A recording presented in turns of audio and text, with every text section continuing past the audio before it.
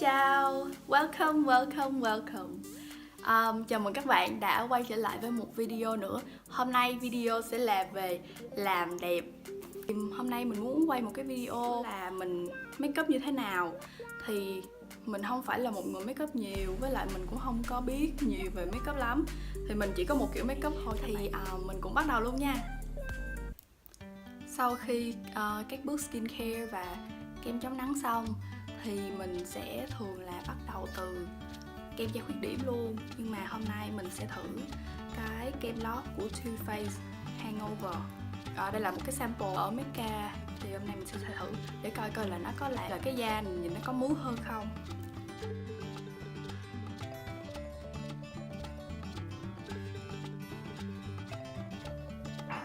Cái primer này nó thơm mùi dừa lắm. Nó thơm như là mùi bánh kẹo dừa gì á. Rồi thì bình thường mình không có xài kem nền, nên là mình xài kem che khuyết điểm Maybelline Fit Me. Mình xài nó giống như là kem nền luôn vậy á. Thì là che những cái quầng thâm và những vết thâm ở trên mặt.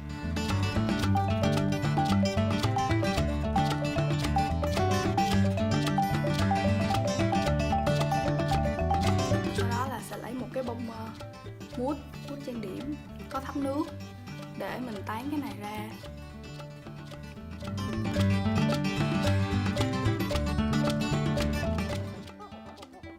Sau đó sẽ là phủ phấn liền luôn, tại vì nếu như mà mình để lâu thì cái chỗ này nó sẽ bị ăn như cái nếp nhăn ở đây.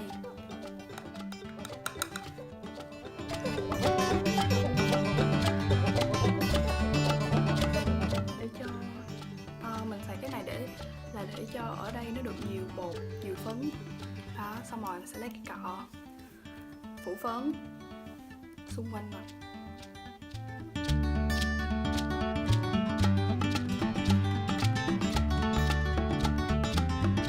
Bước tiếp theo sẽ là kẻ lông mày. Mình dùng kẻ lông mày của Innisfree màu này là màu gì không nhớ nữa, tại màu số 5.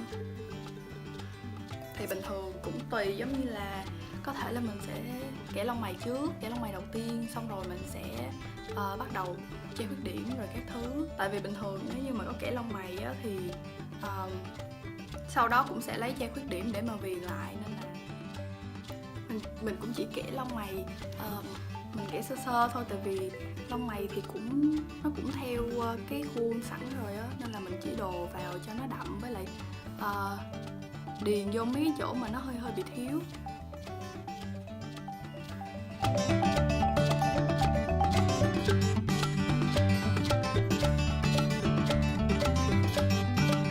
Ok, xong cái lông mày rồi. Hôm nay mình kẻ lông mày cũng không có đậm nên là cũng không cần phải lấy che khuyết điểm để che cái gì hết, cũng ổn rồi. Bây giờ sẽ là đánh bronzer. Thì mình chỉ đánh bronzer thôi chứ mình không có đánh contour. Mình thích đánh rất nhiều bronzer luôn á. Mình thích cái mặt nó rất là ấm, rồi cái màu nâu nó nhiều, nên là mình thích đánh rất là nhiều bronzer. Thì đây là cái cọ của Real Technique, cọ bronzer của Real Technique. Còn đây là bronzer của NYX Matte Bronzer. Ok, rất nhiều.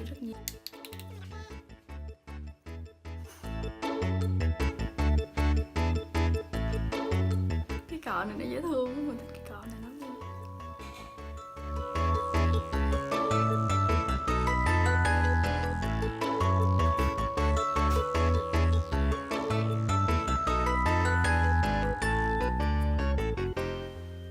Mình không biết là mình đánh, ví dụ như mình đánh mà bronzer mà nó có đậm quá hay là nhìn nó nhiều quá, nó có sai không, hay là nó có kỳ không nữa. Nói chung là mấy cái cách mà mình đánh make up á, thì nó không có theo cái gì hết, mà nó cũng không có giống như là theo một cái quy luật nào hết luôn á.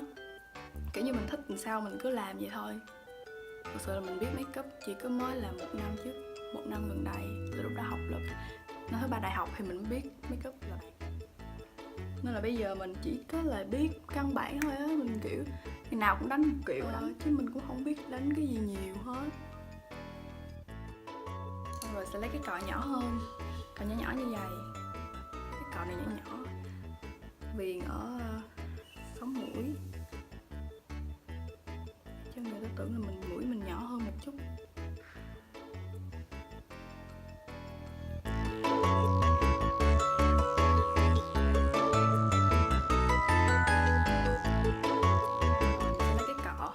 cọ này là cọ blending brush. Cũng lấy đúng cái màu bronzer đó luôn, đánh vào mắt.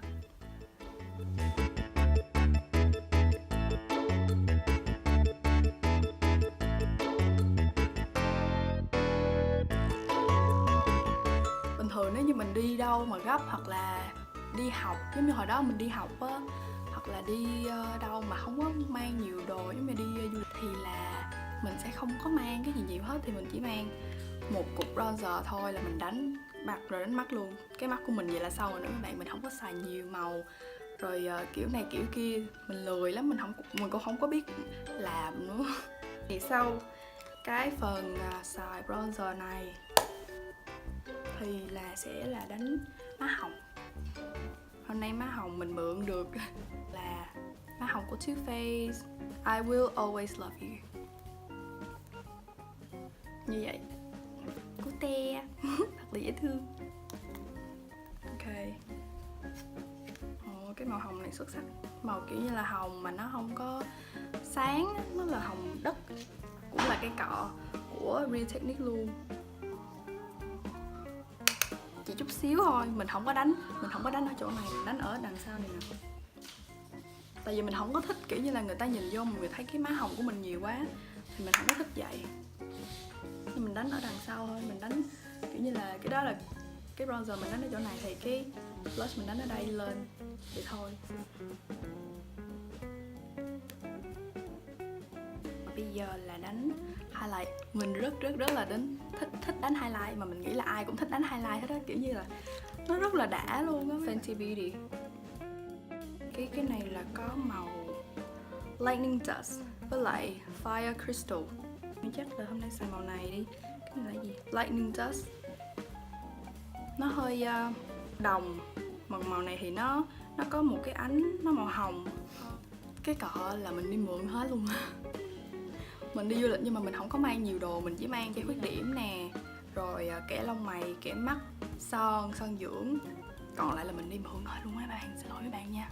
Nãy giờ mình diễn giống như là mình không có đi mượn, nhưng mà thật sự là mình đi mượn của người ta á. Sorry. Rồi, quay lại. Bây giờ sẽ đánh cái highlight màu Lightning Dust. Cái cọ này Do Ever. Ok.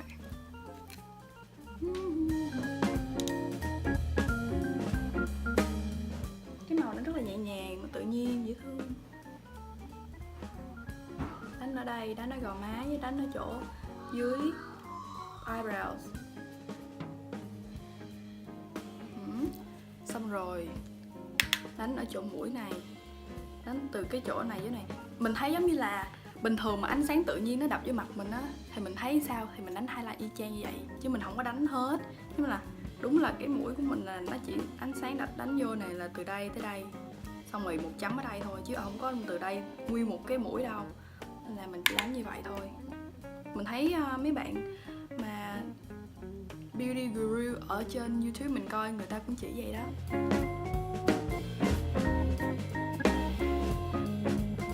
Giờ mình đánh sơ sơ cho nó tán đều ra, chứ nhìn nó không có bị một vệt. Nhìn nó cũng... Mình mong là các bạn thích cái video mà mình quay cái căn nhà Airbnb mình ở, là cái căn nhà này nè. Thì cái video đó sẽ lên trước cái video này, và mình mong là các bạn đã thích cái video đó. Tại vì mình rất là thích cái căn nhà Airbnb này, với lại cái khu Blue Mountain ở trên núi này nó yên tĩnh, kiểu như là vắng người lắm luôn. Chỉ có một người chạy Uber thôi mấy bạn. Không, cái này là Mario Badescu Skincare Spray. Thì bây giờ mình sẽ xịt cái này giống như là xịt setting spray, là kiểu như là giữ cái makeup lại. Rồi, tới cái bước đáng sợ nhất, trời ơi. Cái bước đáng sợ nhất của mình đó là eyeliner. Mình cảm thấy là kẻ eyeliner nó giống như là hên xui vậy đó. Cái ngày mà mình hên thì tự nhiên mình kẻ được một lần là mình xong. Còn cái ngày mà mình xui một cái là tự nhiên lâu lâu mình hơi giật lên, xong rồi mình vẽ một đường mà nó không đẹp rồi này kia, mình phải lau đi lau lại. Trời ơi, mình là sợ eyeliner luôn, nhưng mà mình rất là thích kẻ eyeliner, tại vì như kẻ eyeliner xong là cái mặt mình đẹp hẳn lên gấp đôi luôn.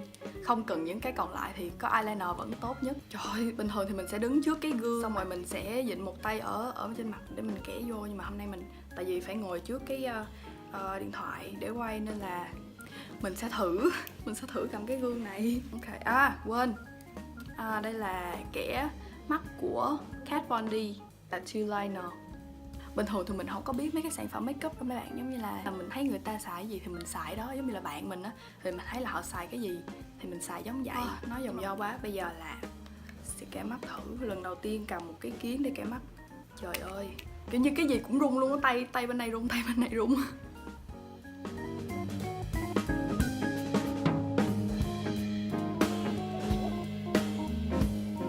Không được mấy bạn ơi, không được. Mình không thể cầm cái kiến để mà mình kẻ được. Mình phải đi vô soi gương thôi. One eternity later. Ok. Đó, eyeliner là gì nè mấy bạn? Cũng chấp nhận ha. Hôm nay mình vẽ luôn lên trên đây luôn, tại vì nhìn nó ghê quá, thật sự là không biết phải làm sao hết. Nhưng mà thôi, mình thấy vậy cũng được rồi. Tiếp theo là sẽ tới bấm mi. Thì mình chỉ muốn bấm mi lên thôi chứ mình không có muốn chút mascara. Mình không có thích cái cảm giác có mascara ở trên mắt á.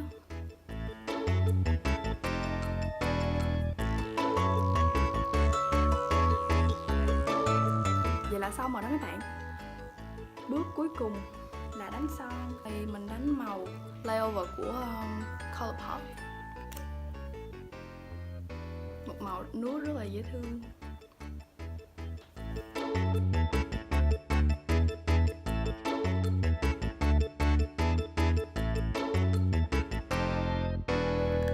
Xong rồi.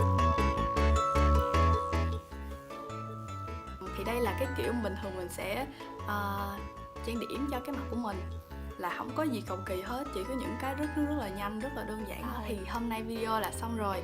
Cảm ơn các bạn đã xem cái video này, và nếu như các bạn thấy video nó thú vị thì hãy comment ở dưới cho mình biết, like cái video này cho mình nhé. Và nếu như các bạn chưa follow trên Instagram hay là mình chưa kết bạn với nhau thì hãy follow trên Instagram của mình sẽ để link ở dưới. Và bye bye, hẹn gặp lại sau.